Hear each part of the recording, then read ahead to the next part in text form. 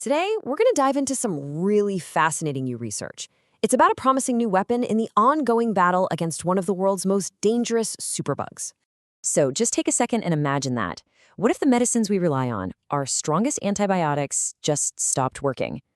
It's a terrifying thought, right? It could literally send modern medicine back to the dark ages. But here's the thing. This isn't science fiction. For a lot of people, especially in hospitals, this is a real and growing threat. So let's meet the villain of our story, a superbug called Pseudomonas aeruginosa. You can think of it as an opportunistic pathogen, just lurking in healthcare settings, waiting for the right moment to attack. And the cost of this fight? It's absolutely staggering. In the United States alone, infections from just the drug-resistant versions of this one bacterium are estimated to cost the healthcare system over $750 million every single year. Okay, so what makes this particular superbug so dangerous? Let's break down exactly why it's such a major threat.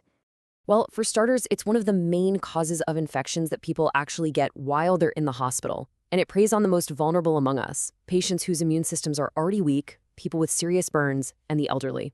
But here's the real kicker. It's getting smarter. It's becoming resistant to not just one, but many of our antibiotics, and in some cases, pretty much all of them. And the most crucial part? Right now, we have no approved vaccine to prevent it. But, that might be about to change. So let's bring in the hero of our story, a really innovative new vaccine candidate that researchers are calling L-PaF. Now, to get how this vaccine works, you have to understand how the bacteria attacks us in the first place. Picture this. It has a tiny, microscopic hypodermic needle. It uses this incredible tool, which scientists call a type 3 secretion system, to inject toxins straight into our cells. This basically cripples our body's first line of defense. The scientists behind L-PaF used a really clever strategy. Instead of using the whole dead bacteria, they made what's called a subunit vaccine. This means it only uses very specific, key pieces of the germ to train the immune system.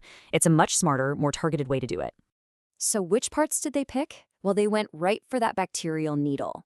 They targeted two key components, the very tip, a protein called PCRV, and an essential structural part called POP-B. The thinking here is brilliant and simple.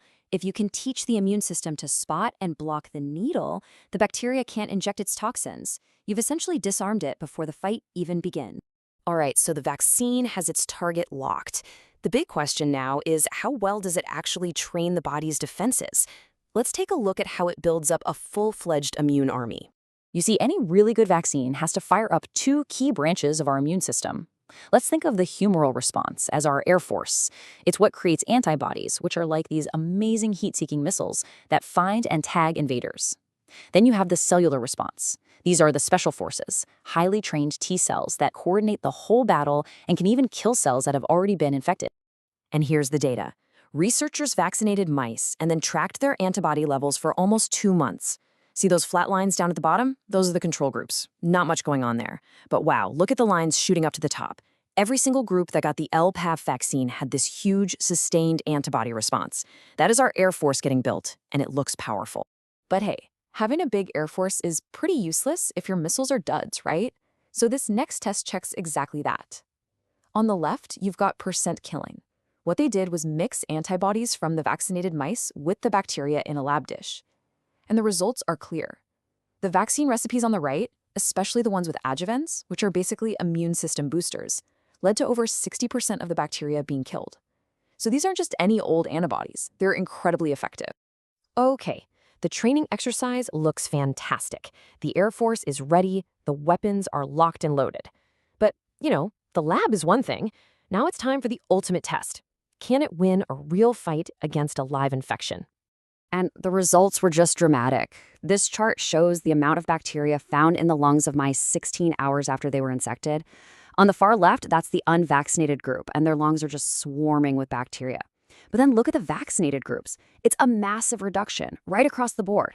And some of these groups, 80% of the mice had completely cleared the infection. I mean, that's an incredible victory.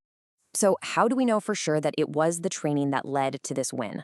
Well, this chart connects all the dots perfectly. On the vertical axis, you have that killing ability we saw in the lab, and on the horizontal axis, you have the amount of bacteria found in the lungs.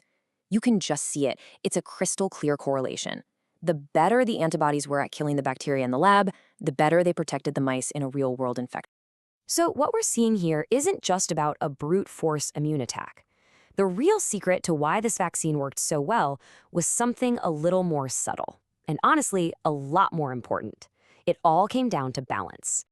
And you don't have to take my word for it. The researchers themselves said it best. They wrote that the vaccinated mice were simply more prepared.